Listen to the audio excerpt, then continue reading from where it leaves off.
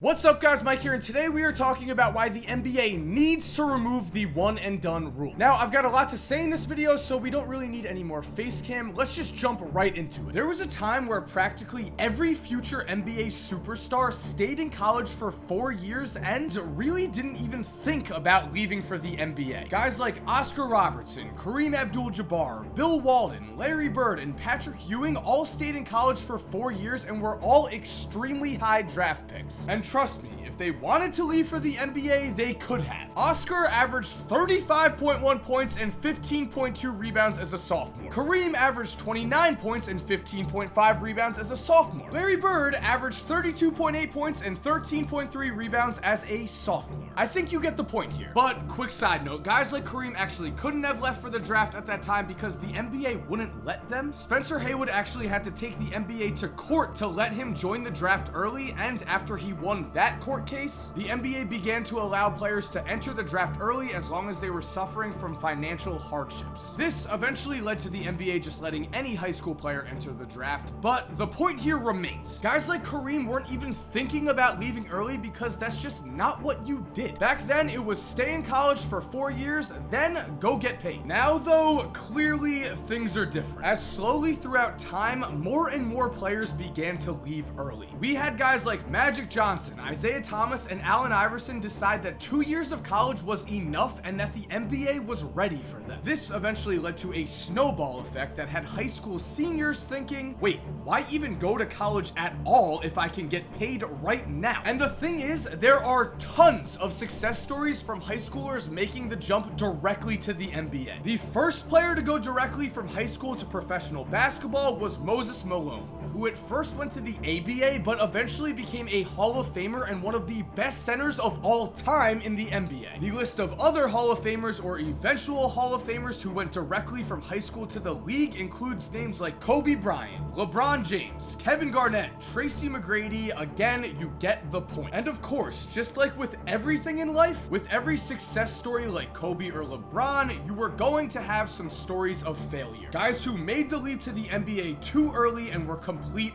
busts. Those names include players like number 1 pick Kwame Brown, number 3 pick Darius Miles, and number 4 pick Eddie Curry. What was even worse was at least those players did make NBA money, because at the time we also had several players who did not even get drafted at all after declaring for the draft out of high school. Those names include guys that you will not know, such as D'Angelo Collins, Taj McDavid, and Jackie Butler. And while you might not know those names, just know they are very important, because in 2005, when building a case for the one and done rule, it was those names that were brought up time and time again. The reason for this was that the NBA used these horror stories as an explanation for why players should be going to college for at least 1 year. And so in 2005, David Stern rallied the owners and the players, and they came to a decision. No longer could NBA players leave directly from high school. Instead, the new rules stated all drafted players must be at least 19 years old during the calendar year of the draft, and any player who is not an international player, as defined in the CBA, must be at least 1 year removed from the graduation of his high school class. So with the history of what happened in place, let's discuss the real reason why the one and done rule was created. To put it simply, the one and done rule really had nothing to do with high school failure stories. It was actually based completely on what NBA teams wanted, because evaluating high school talent is hard. Sure, when you have a guy like LeBron James, that seems like a no-brainer, but to many, Kwame Brown was also a no-brainer, and unfortunately for the Wizards, Kwame would never develop into anything close to an NBA All-Star caliber player. Wasting a number 1 draft pick on a bust like Kwame Brown can be catastrophic for an NBA team's future, which is why the one and done rule was put into place. NBA teams decided that high school players were simply too risky to deal with, and if they had a year in college to further evaluate a player's talent, that would obviously be a better scenario for them,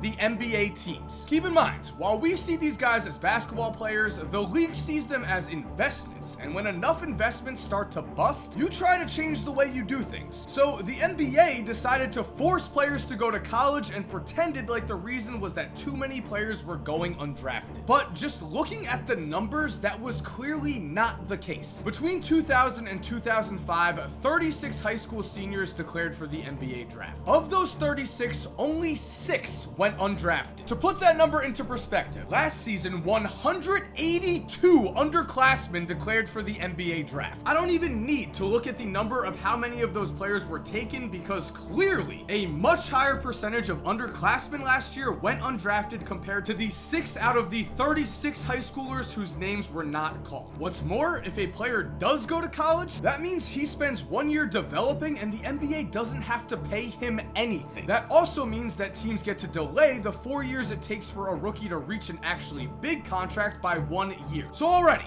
you can see why I'm questioning the NBA's motives here. At least I was under the reign of David Stern. But luckily, David Stern isn't here anymore, and now we have Adam Silver, who has made it his mission to improve the NBA. He's done a great job so far, and it looks like he's very open to potentially changing the one and done rule. So far, he's had meetings with the Players Association, with the owners, with the president of the NCAA. He's really looking into it, which is great, but as of now, these are just talks. Personally, I think serious action needs to be taken here. The reason I think this is, again, the NBA's logic behind the one and done rule makes no sense when they're saying they're doing it for the players. Sure, high school players are sometimes busts. Guess what? So are college players. As I already said, a lot of them went undrafted last year, and even the ones that do get drafted don't always pan out, obviously. Derek Williams was an All-American in college, the number 2 pick in the draft, and a complete bust. Thomas Robinson, All-American, 5th pick, bust. Anthony Bennett,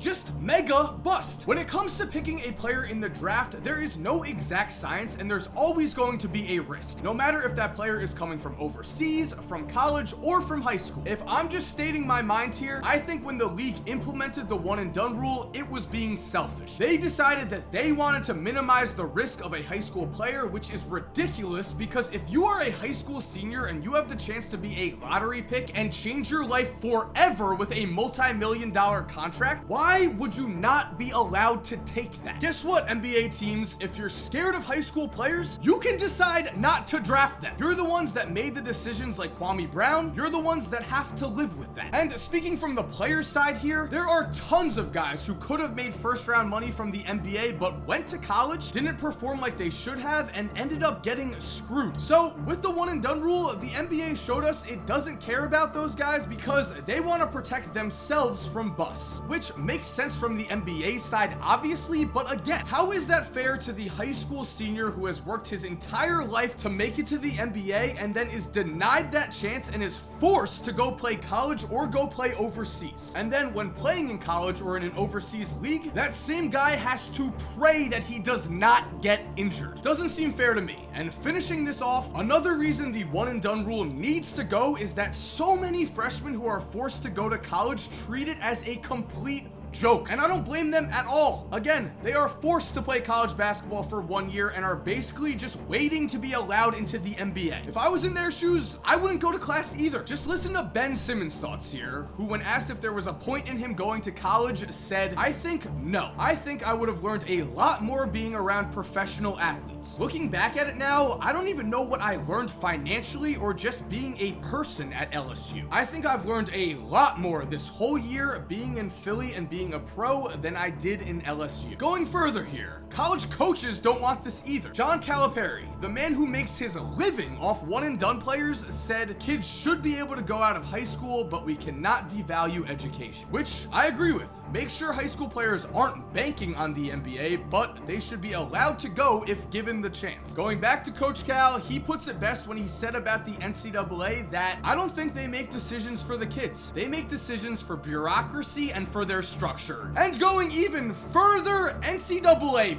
President Mark Emmert has said, "We all know that there are young men who would love to go right into professional basketball, and there's not really a viable opportunity for them to do that. There should be. They should have the opportunity to say, you know, I don't really want to go to college if I can go right into professional ball." I mean, to me, those three quotes really say it all. We've got a #1 pick saying that college did not help him at all. We've got a coach that uses all of the one and done saying that he thinks the one and done rule should be eliminated. And we've got the president of the NCAA saying that players should be able to jump from high school to the NBA. So really, I'm not sure what's stopping this. I mean, I understand this is going to be a process. There needs to be a plan in place for what happens after the one and done rule is eliminated. Are they going to go with a system where if a player goes to college, he has to stay at least 2 years? Are they going to create committees for high school basketball that will determine whether a player can or cannot enter his name into the draft? Are they going to try to blow up the G League system and get high school players starting to play there and earn money? I think all of those things are possibilities. I'm really open to any idea. I just want the one and done rule gone. I don't agree with it at all. I think if you are a high school senior that's able to earn millions of dollars, then go ahead and make your money. Anyway, that's today's video, guys. I hope you enjoyed it. If you're new to this channel, make sure to subscribe for videos every Monday, Wednesday, and Friday around 6 p.m. Eastern. And if you're already subscribed, you are awesome. We all know it. And as always, have an awesome day, and cue that music.